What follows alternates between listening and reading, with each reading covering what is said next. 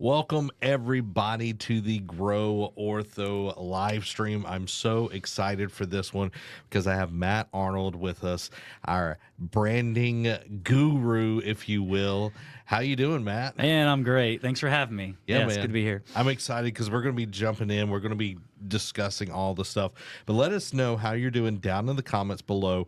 And if you have any questions, go ahead, pop them in the chat. We'll answer questions as we go. But Matt has put together a really cool, like, why branding matters and that it's not just a logo. That's kind of crazy to think. I know, right? It's not just a logo. Isn't that what branding is? I thought that's what branding was. Yeah, the sell of it's just a logo, the Fiverr and everything. But I want us to kind of jump into this. You brought up this thing we were talking the other day, and that branding is an iceberg.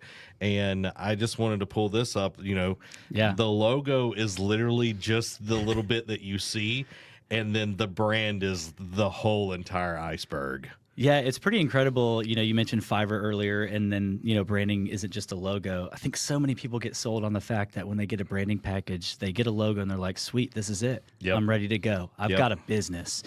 And I think it's exciting to get a logo and it finally feels like it's real. But I do want to break it down into an iceberg because it's something visual I think we can all think about. The logo is really just the little tiny top tip of the iceberg. And really what matters, what we're going to talk about today, is that everything below the surface is really actually what matters. So that's kind of like your website, like if you had uniforms, like if you're at an orthodontic practice, your scrubs, like what's on them, the colors, all of the things, not just, oh yeah, that's, Dr. such and such's practice, or something smile, or, it's more than that. Yeah, I mean, those are all the things you see. And there's actually research that shows that people get a first impression about you within 7 seconds. And so we're going to talk about how branding is actually that, not as much a logo. Yeah, uniforms, the way your business looks, all that is important, of course. You have to have that in place. But really, it's the things that you don't see, the things that you feel, right? And we were talking about the Titanic, and I mean, it's one of those things where they only saw the tip of the iceberg and didn't realize there was so much more below. And obviously, to their demise, and to many other practices' demises, that can be something that can make or break what people think about you. Yeah, and I think it's so important for us to realize that we can go deeper. So let's jump into this. Let's go a little bit deeper. Now that we see, okay, here's the visible, here's the invisible, like it just kind of starts blowing your mind, like what actually goes into having a brand. Yeah, I think it's interesting too when people hire a brand designer, they don't actually realize how much goes into it. I've heard people say, oh, wow, it's going to take you this long to do a logo. I heard one time Pepsi paid $2 million for their logo, and people were like, wait, they paid $2 million for an icon? Like a little thing on a Pepsi can? And it's like, well, no, they actually paid for all the research that went into it, all of the different elements that went into establish who does Pepsi want to be, right? They were trying to rebrand themselves to a different generation. Yeah. And so when we look at the iceberg, you can see at the top, it's your presentation. How do you look? Of course, you want to be, kept, and you want to look great, and you want to be professional, but colors, name, those are great, and you need them. But at the bottom, it's the invisible things that matter. Your communication. How's your front desk, talking to patients? What does that patient feel like when they get to your practice? What is the language that they use? How do they use it? Do they have a smile on their face? Did they have a bad day, so they brought it in with them? Or did they leave it at the door where they know, hey, this is the way we need to be professional in front of our patients? Strategy, right? People don't come to your practice and immediately see strategy, but they feel it. Because if your people are in unison, if they're doing things that look like they're aligning with that practice's vision, you feel it. As a patient, there's just something about when you walk into a practice, upbeat music, the environment, the smell, which we'll talk more about, all of those things matter. Even the core values, things that you talk about in a meeting internally, matter because they come out externally when you start seeing your customers, per se, in your building.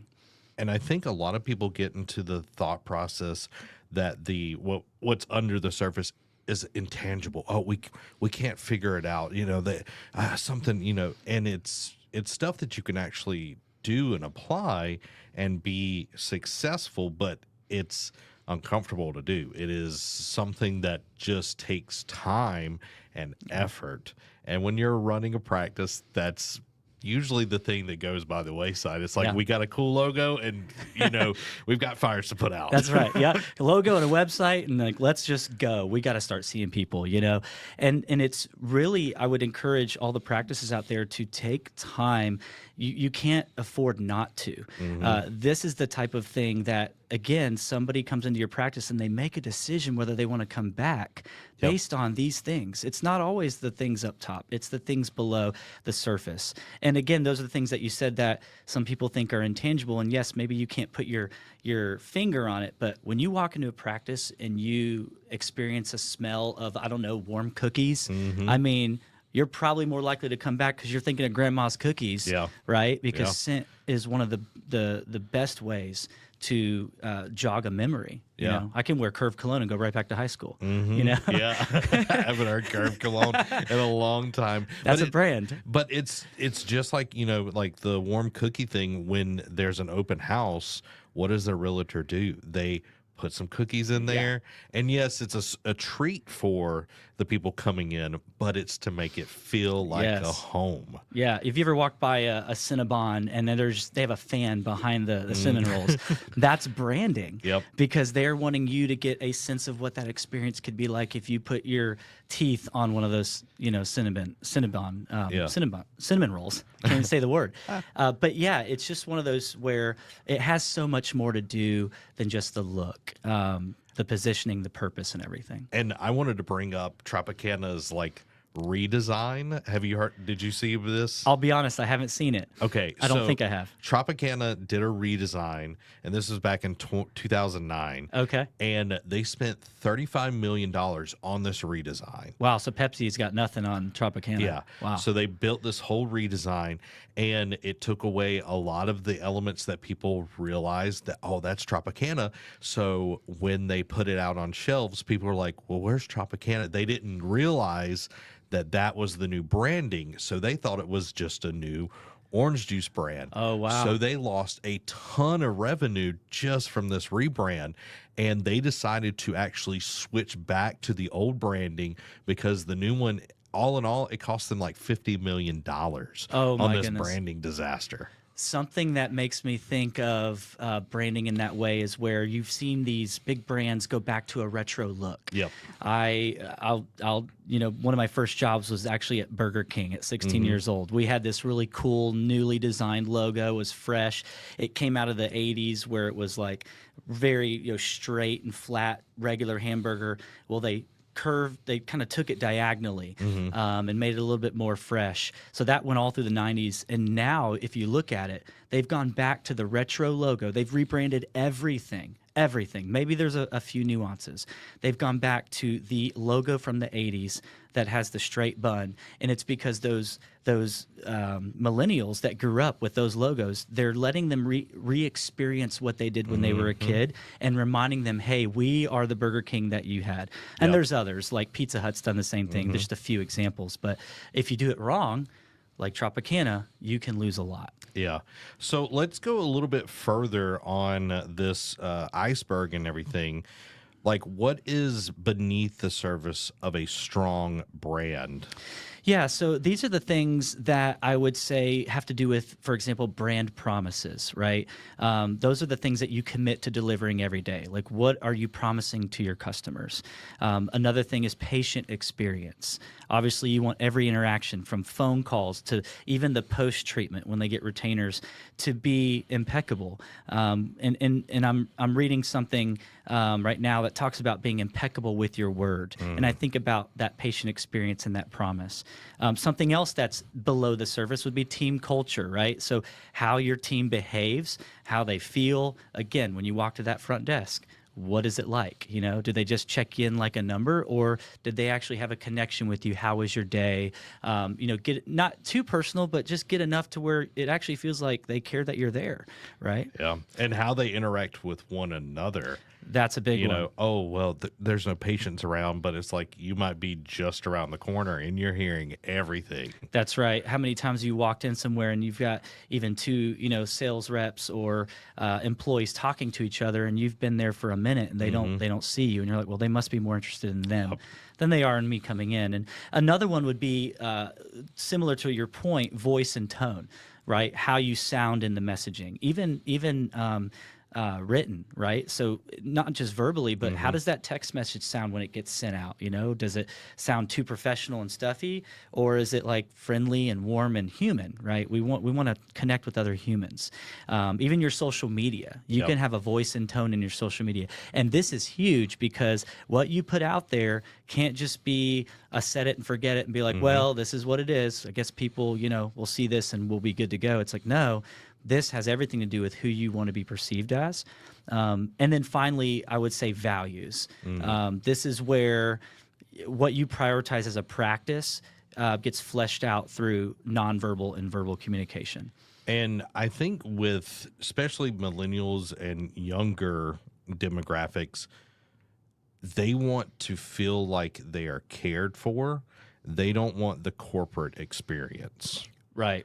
And you see this within churches. You see this like in everything, even clothing. It's like they want that very bespoke kind of feeling. And if you're not doing that, then you're not going to reach that. If they're just filling a number, they're going to be able to see that. And if you're not valuing them, not just for the money, not for the money, but the whole thing. And voice and tone, like I know that the front desk is like the gateway to it, but if you feel inconvenience in anyone's tone at any point, that is a roadblock. Yeah, that's right. And that is a potential like, oh, I can get off here. Yep. And many people, when they go to work, they kind of take it for granted, right? They kind of come in, they do their thing. It becomes very routine. But what's not routine is the patient. The patient is not used to this routine. So even though the team can get very used to what's going on, sometimes that can get you because you then start getting more casual and you start getting more lax. And that, again, goes back to the brand promises. Every day is your team coming in going, all right, these are the brand promises I'm going to live out today. So if you don't, for example, something practical, if you don't have them on the wall, if you don't have them somewhere that are visible, it's just like if you have goals, well, you want to print those out somewhere and keep them in front of you or put them on the home screen of your phone. Same thing with team members. If they're not looking at it every day, it's very easily forgotten. And again, the patient is not coming into something routine, so they're expecting something not routine. And if it feels that way, they're going to sniff it out, and they're going to go across the street. It's like going on a road trip, and you're going and you've got your GPS, and then you start ignoring the GPS, and it keeps going rerouting. The further you get away from the directions, it's harder to get to that destination, the goals that you're setting. So how can doctors or managers know if their brand iceberg is aligned? Yeah, it's a good question.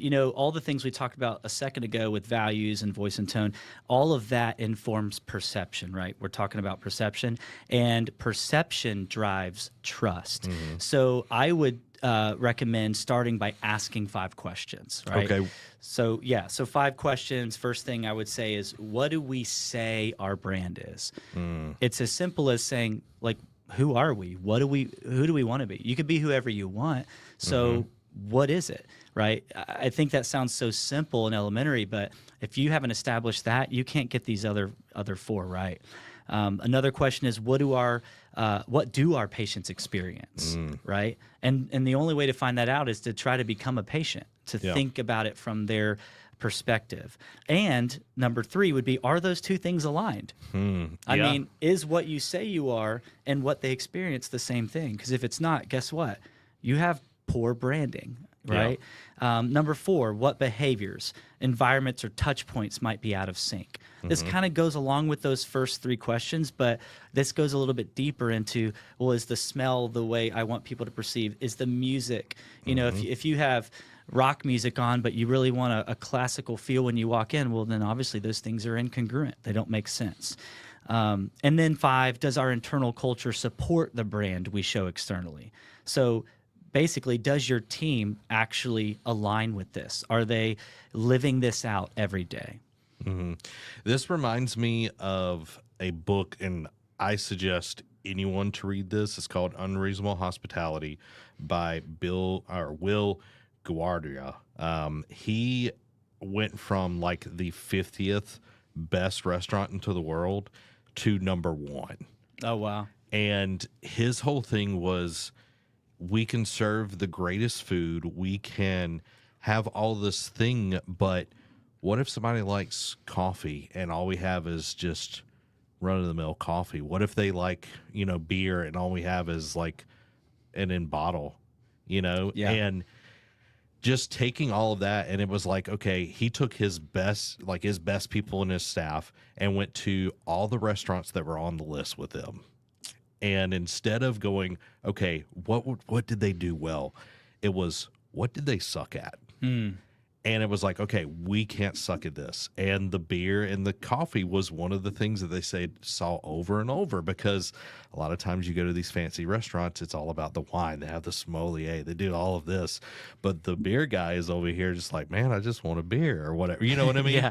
And that's the same thing with orthodontics, is like, how are we serving our patients? Because somebody might be coming in and they're deathly afraid of dental work. They had a bad experience. You can't treat them the same way as somebody that is just excited to be there and ready to get, their rubber bands on for the first time. It's a totally different thing and a different process. And you have to be able to serve them in the right way. And I think part of branding is knowing your audience, right? And so it sounds to me like with that story, it's like, well, if we're just going to serve cheap beer and, we're not going to reach a certain demographic that we could be missing out on, right? And it doesn't mean be everything to all people. Yes. But the things that you do, if you're a restaurant, have great drinks. Yeah. Right? Yeah. So, I mean, that's something that a normal restaurant would provide. It's not like you're just having food and you're like, sorry, we don't serve drinks here. Yeah, you're going to have to scarf that down. Right? So if you're going to have a restaurant, have great food and drinks, right? Because people are coming for the experience. And really, when you think about it, you're not just branding for vanity. That's what I think about when it's like, well, there's this beautiful restaurant. It has amazing food, but then you get there and then some of it, kind of literally sucks, right? Well, you're branding for trust and memory. So do you want that memory to be positive, or do you want them to never come back again because of cheap beer or whatever it is? Yeah. Could be anything. Could be the way the server spoke to you or rushed you because they were so busy they had to get to another table, or maybe they were thinking about their tips. And so they're like, well, let me get them out so we can kind of churn and burn, right?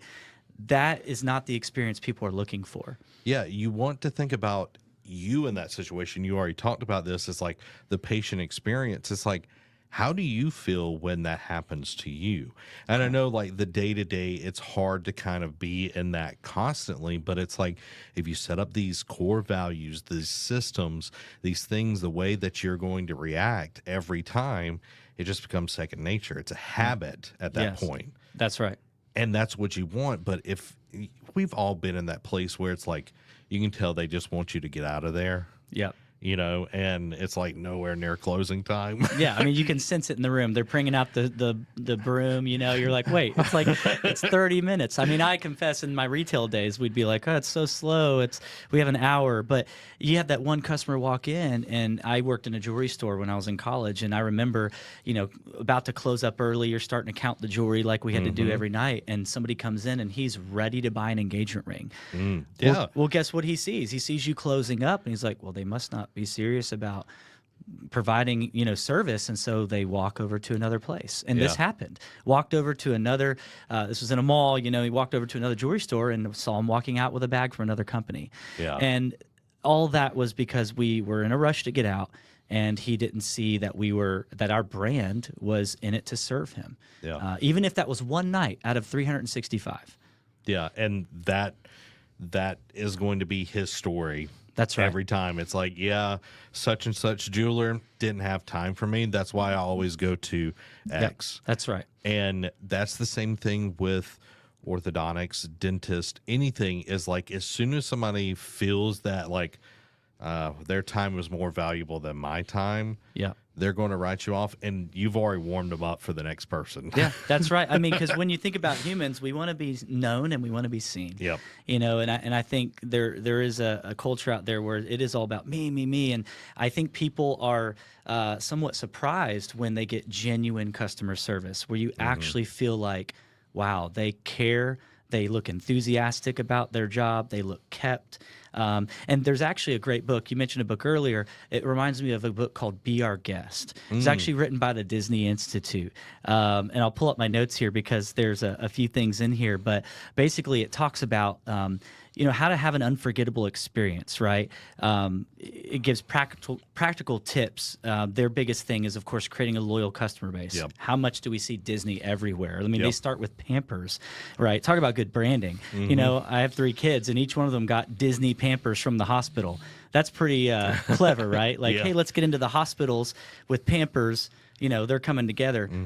Amazing branding, right? So when you think about they tell that story from birth to when you're a parent and have your own kids, that's a beautiful story of branding. Yeah. How are you doing it in your practice? How are you creating that experience where, you're creating a confident smile, you're creating better self-esteem, things that are intangible, right? Yeah. And because of that, they're going to remember you and tell that story forever. And I think that's what we're talking about here. We're talking about sensory, we're talking about culture, all the things that feel sometimes hard to grasp, but that's the important stuff that matters. It can almost become generational Yes. if you do it right. Right. So let's talk about sensory. You've kind of brought that up a few times, and I think this is something that, if done well, can just change the game. Right. So how can sensory and culture components actually feed into branding? Yeah. Well, one of the most powerful is scent. And I bring that up a lot because, again, we joke about Curve Cologne, but you can smell something and it takes you immediately back to the moment in your life. It's almost like you've maybe even haven't thought about that moment until you just smelt something. And it's just because it's so powerful, right?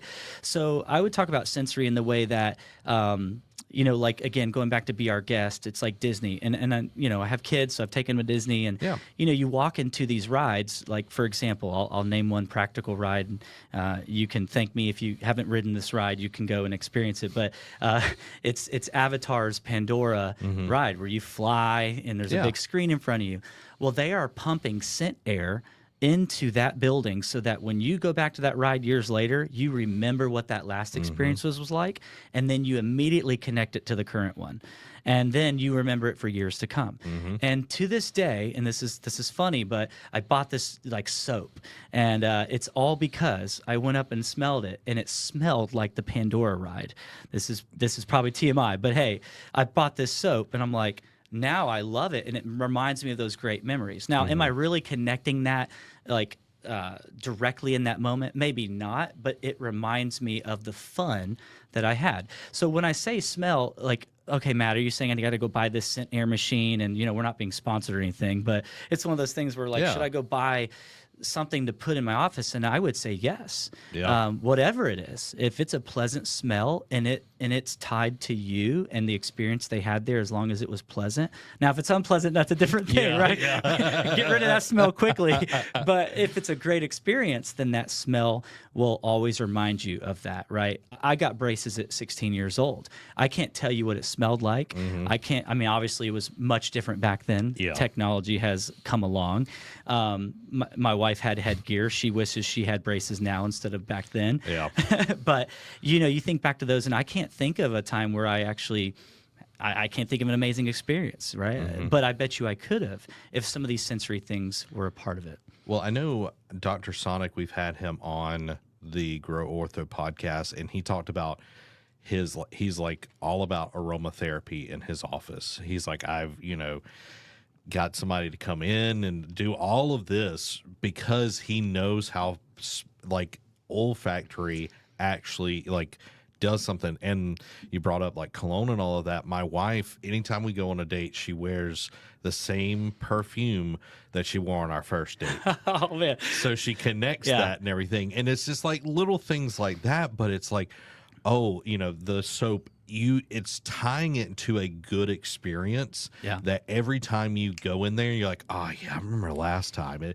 And you're not doing it consciously. The subconscious is back there working, for the doctor, essentially, if you set it up. Yeah, exactly. And it's like you said, your wife wears that perfume. My wife wears certain perfume when we go to the mountains because it's that perfume that I can then bring back. It's like, okay, we had this week vacation. It was amazing. I wish we could bottle up and take it with us. Well, we do. Yeah. We take it back with us in the types of colognes we wear.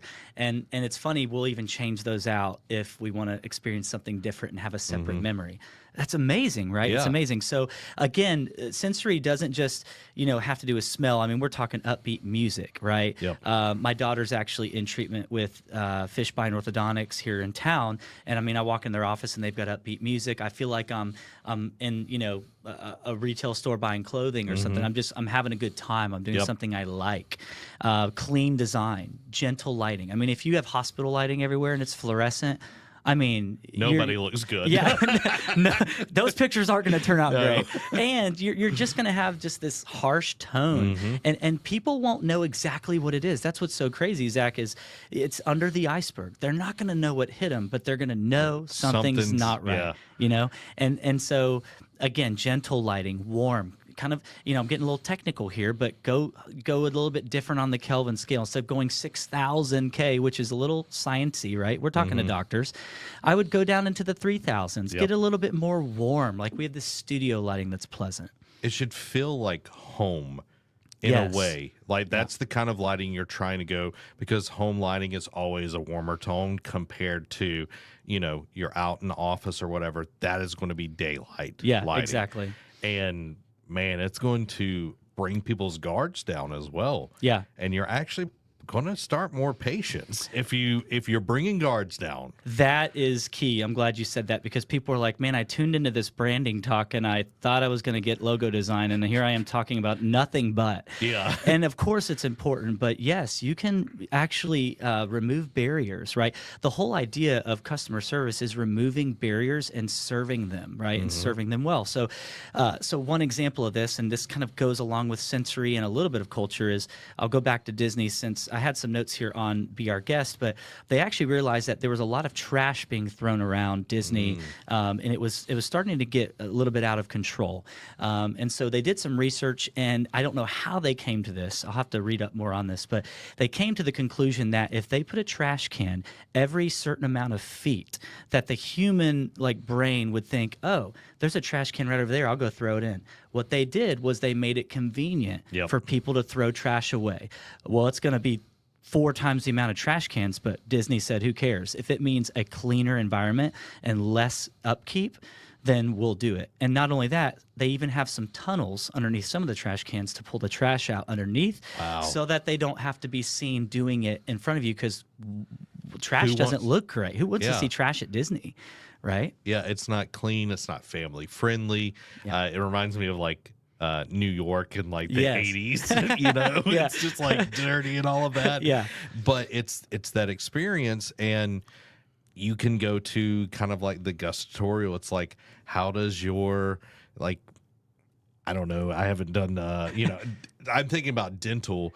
It's like how, the wax or whatever, they're putting on. It's like, how can you get that to taste as good as you possibly can? Because I remember when I was a kid, it was like, oh my God, this fluoride is nasty. awful. And they have to preface it. They're like, we're sorry, this is about to be a poor experience. They don't say that, but they're alluding to it, and you're like, great, here we go. Yeah. Now every time you go back to the dentist, you're expecting to get some really bad wax, right? Yep. I have a small mouth, so they have to put a contraption in my mouth. Same. Every time they're open wide. I'm like, this is as wide as it gets, And I think of the dentist now as having to go and get that dang contraption in my mouth, right? It's inconvenient. It's not that nice of an experience. Right. Which it's not their fault. I will give them credit, but still it's one of those where what can you do to make it great? And really with all of this, it really boils down to just, is this place trustworthy and worth choosing? Yeah. That's it. I mean, when you think about all this, you're like, wow, these guys are talking about all this kind of environmental stuff and these scents. I mean, do you want people to trust you? And to do that, you have to connect with them. So do you have any like concrete examples that we can like share with everybody? Yeah, I actually do. And this is an experience. I'll preface it with this: it went well. So this isn't like a, oh wow, it was amazing, and then it was totally bad afterwards, or once I got there. Recently stayed at a hotel during AAO. It was just recently. And what I was able to see was some pictures we'll bring up for you guys. And this is what you walk into. First, it's a revolving gold, revolving door. And this is a Hyatt. It's not like the Ritz. It's not like anything crazy. But they have taken a historic approach with sort of this elegance and formal, almost like a 50s look when you get up to the desk. It had these little like tassels everywhere. It was just really cool. I like that. I say 50s. I could be really off on the era. It's kind of giving me Art Deco in a way. Yes, very Art Deco. Even the room, and so the first thing I noticed, and again, I'm a scent guy, so I walk in and I immediately smell this old fashioned, just amazing. I can't even describe it. It almost had like this musk, but not super masculine smell. Yeah. And so every time I went back to the hotel, I'm like, yes, I'm here again. Yes, sleep, gym, all that, right? And we'll see the gym in a second. But the front desk, this is what I noticed. I get there, and they have specific language, that they've scripted but made actually feel natural, to where they were like, hey, just a gentle reminder, blank, blank, blank. They would say something. I remember those two words because I'm like, when have you ever heard gentle reminder? Yeah. But they say it in a way that's like, hey, I just want to remind you. Well, that's different than saying just a gentle reminder. You're like, oh, I actually feel served. I actually feel like I like to hear that, right? And so that was the first impression of a person there. The language they used, right? The environment, obviously, you can tell it looks amazing. And then the lighting, right? You can see just obviously very warm lighting. You're not walking into, again, a hospital. I love like the curtains, like it's just got texture to it. Yes. The carpeting, like, yes, there are some hard surfaces, but like you're still getting this warm, like it's opulent, but it's not gaudy. Exactly. Yeah, it looks like it could be overdone, but actually, when you walk inside, there's actually some element of simplicity throughout, and I think that comes from that Art Deco era. But yes, you can look at this and think, "Wow, that's very glamorous." But when you're in the space, very well done. Light music that's just relaxing. A lot of places to sit. For some reason, even if people don't sit, having places to sit actually helps, even if they stand, because it has, again, like you said, a feeling that you're at home, right? And then I'll take you to the next thing that I thought was incredible. Let's just say we lived in this gym. This was a 4-story gym. Wow. I've never heard of anything like it. I thought it was like an NFL like facility, like prep, because you've got like this football field thing here, and just it looks amazing. And that's just one floor, and so I had to do a 15 to 20 minute walkthrough just to marvel at everything. It was 100,000 square feet of gym space. They had studio rooms with sessions that you could do Pilates and all kinds of things. Then they had a track. They had all of this turf, all the machines you could think of. I mean, if they didn't have it, then, you'd be very shocked. They had sauna, steam room, cold plunge. I mean, there's a photo here of a cold plunge and a hot tub next to each other, and people were getting in one and getting out of the other. And let me just tell you, that's the coldest water I think I've felt. I don't Really? know. Yeah, they were. I think it was like a brisk 46 degrees. So like it reminds me of like the Japanese, like their bathhouses and everything. They will have a cold plunge and like a hot bath and everything right beside each other. And just when I thought the hotel was enough, just walking into it, she told me about the gym. And this is funny. I'm at the front desk, and she's telling me about the gym. And she's like, yeah, we have this state-of-the-art gym here. I'm like, okay, everybody says that. Yeah.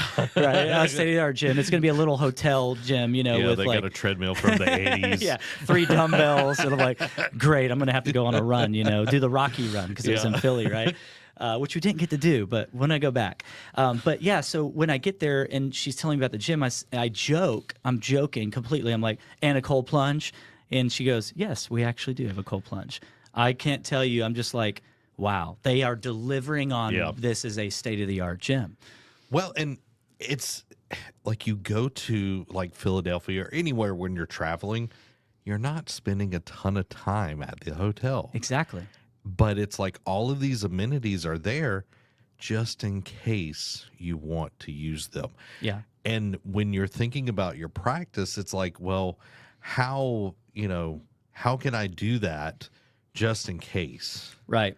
And it's interesting too, because there's a fine balance, right? So Yes. it's not like you have to have a movie theater in your practice. Yeah. They're awesome, they're great, but it also doesn't mean you have to have nothing, right? So there's these extremes, and to each its own. But what does your demographic look for?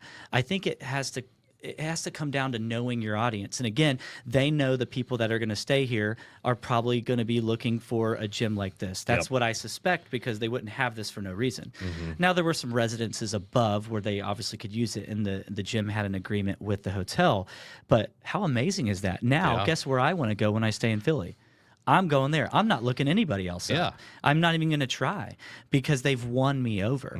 And that's the branding that they were able to deliver on. Now, I could have gotten there and it could have been a dump. It could have been old, like you said, treadmills. And I would have been like, oh, that was just another hotel. Yeah. It's all good. I mean, they make me want to sign up for a membership program, and I don't Yeah. even live there. You're just flying back up to Philly every time, and that's the impressive thing. Like, Dr. Bryce, he literally was talking to me when we went up to Nashville, and he was like, yeah, I just saw a dude. He drove from Louisiana up there to get his braces Wow. because he saw Dr. Bryce's practice and was enamored with it. He was like, I had to come to you. Wow. And he has a very unique brand. And so when you look at his website and the way that we designed it with, a certain type of feel, he's going after a certain demographic. Yeah. He knows who he's going after. Yeah, and that's not the only one. He's like, yeah, I've got people that are living all over, and they'll fly into Nashville, and like when they need a checkup or whatever. And Wow. that right there, it's like, yeah, that's a pretty big, leap. But it's like, what can you do in your practice that's not just, back to this, not just your logo. Yeah. It's like, yeah, your logo can look nice, but how about all of this Yeah. stuff? You know what I mean? There's just so much more, it's crazy. And I think Dr. Bryce is thinking about things and a lot of other practices do this well too. I think of a lot of other practices in my mind right now that I'm thinking of. They have a brand where they don't just have a great logo, which I do highly recommend having a great logo. Yeah. I mean, we're not talking Comic Sans here, No, you're not using papyrus. You didn't hear me say just go buy it off of a website, but it is so much more. I kind of like to think about it this way. I've actually been a part of like different marital counseling and things like that with other couples, and it's interesting because you talk about the marriage and dating, right? It's kind of like and the wedding and all the things that are associated. And you look at the couple and they're super excited, they're really ready, and let's just pretend like they got the logo and the name, they're ready, right? Yeah. Like, I know my last name is going to be this, and we're going to be one. And so we're talking about leading up to the wedding, and you put so much work into the wedding. Yep. I mean, so much. I mean, I've heard hundreds of thousands of dollars have been spent on weddings, right? But something that some couples don't realize is, wait a second, there's a marriage after, Yeah. right? So like, okay, we put all this work into the wedding, all this effort, but we didn't plan for the marriage. And I think about that with branding. I mean, it's in a funny example, but I easily relate to that because I'm like, I've seen so many people get so excited about that first step, and they forget there's a lifetime of steps after it, Yeah. like the brand. Yeah, and it's like, okay, you've got this hodgepodge because I'm just making it happen. Like you're being scrappy, but at the end of the day, are you actually like it comes down to, are you serving the patient? Yes, that's right. And if they feel like, man, I just went into, nothing bad about Goodwill, but I just went into Goodwill of an orthodontic practice where it was just a hodgepodge of stuff. And it was like, I'm glad I still have teeth walking out. Yeah, and that's another thing. The what you see when you walk into a practice builds a story in your mind about what that potentially could be. And if you've already put a story in your mind, you've already told your subconscious what it's going to be like, you've already the practice is already lost.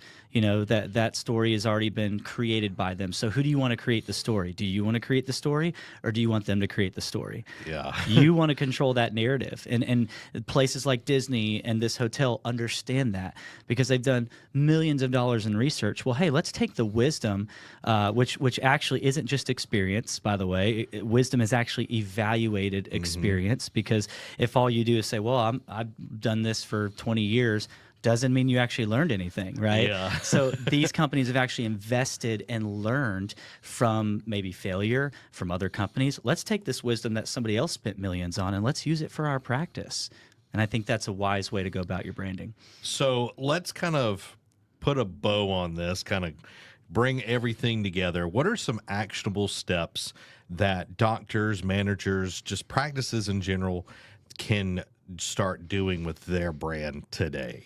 Yeah, I've actually got 3 things to take away, and I think these are things that every practice, no matter what specialty, can do. And even business owners, if you're watching this podcast, I mean, it really applies to everyone. But number 1, I would say, is clarify your brand promise. Those are the things I talked about earlier. And really at HIP, we have brand promises that we say. I mean, we're more than marketing, right? We take a holistic approach. Those are things that we promise to our customers in the practices that partner with us. And so I would say you have to clarify that. You have to sit down with your team and say, who are we and who do we want to be? And if you're a practice that's already, let's say you're 20 years in, you're like, well, how am I going to go and do that? I mean, I'm so far in, I can't just change things. It's not necessarily meaning you're going to change everything. It just means that you're going to take a good look at what you are, and you're going to say, is that who we want to be? And if it's not, then just make some subtle changes. The truth is that the Titanic would have avoided that iceberg, right, if they had made subtle turns. But it was too late by the time they got to the iceberg. They tried to turn it as fast as they could, and it wasn't fast enough. And so going back to the iceberg analogy, I would say to do it now. Don't wait till tomorrow. Do it now. If you have any sense that you're maybe not delivering on your promises, then change those and become who you want to be. And another one is we provide a white glove experience, not one size fits all. I mean, we want to custom tailor things. So think about how you want to be the white glove experience for your patients. So number 1 is clarify your brand promise. Number 2, I would audit your experience. This is where earlier when I said go in as a patient, something I used to do at another organization I worked for is we had multiple campuses, locations, and I would not be at one of the locations that day and then go to another one. And I would just walk in as a guest. All right, I'm going to drive up to the parking lot. I'm going to see how the parking team parks me. I'm going to see what they say when they greet me. I'm going to see what it smells like when I walk in. Are the bathrooms clean? I mean, do a complete evaluation of everything inside your practice. That way you can see, is this what I want patients to experience? And if you don't like anything about it, guess what? You can change it, right? Yep. So that's a huge step in this process, is walking through as a first-time patient. What does it really feel like? And then finally, number 3, I would say, is involve your team.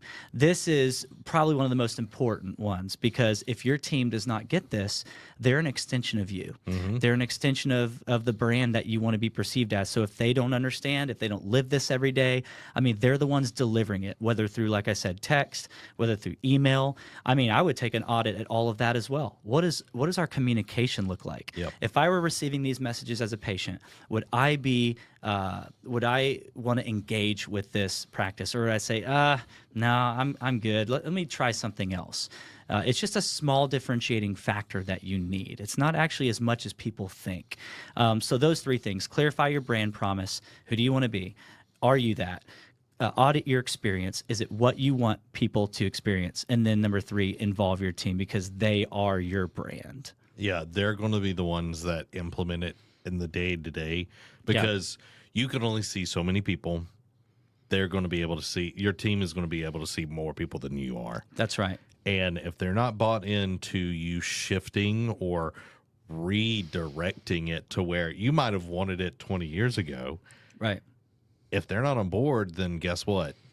They've pretty much shanghaied your brand. That's right. Yeah. And you don't want that. Yeah. They have taken control over a narrative that you need to have control over. And that's why it's so important for them to be aligned. And here's where the iceberg comes in. So if you get all that right, everything above the surface will actually have meaning. So I know we kind of put a little iceberg, tip of the iceberg on visible. It is super important, but it's not meaningful unless all of this below is actually the foundation. I mean, you can look at, name your brand. Let's just go back to Disney. We've been talking about it. Regardless of what you think about Disney, when you look at Disney, you have a perception, right? And so if they've done it right, then every time you see their logo or anything visual, you will then associate that with pleasant or unpleasant, right? And so that's why it matters to have the bottom of the iceberg first when it comes to prioritizing what you want to be. And I would even challenge people, before you get a logo, before you get a name, do those things first. How do you want to communicate? What do you want to be perceived as? And I guarantee you'll come up with a name and a logo so much easier. So if you've ever been in a logo process and you're like, we just can't nail it, we can't figure it out, well, have you established these things first? Because how are you supposed to create a logo that's going to represent the look and feel of who you are without actually knowing who you are? Yeah, I love that. So if somebody wants help with their brand, getting their, practice, dental orthodontic on brand, like, how can they get with HIP to do so? Yeah, you can get with our team and we can do an audit of your practice. You can do it, even a brand audit. Like, hey, why don't you look at my messaging or my logo, my colors? Like, is there something I can do? We offer all kinds of services that align with helping practices grow, not just in patients, but also in brand and website and all of those things, right? Like I said, the holistic approach. Yeah, I love that. Well, there you go, everybody. That is this episode of the Grow Ortho podcast. We hope that you enjoyed it. Make sure to come back next week. We're going to have another awesome live stream. Matt, thank you for being on, my man. Such a pleasure. Thanks so much. You're fun to hang out with. And again, watch out for that brand iceberg because it could get you.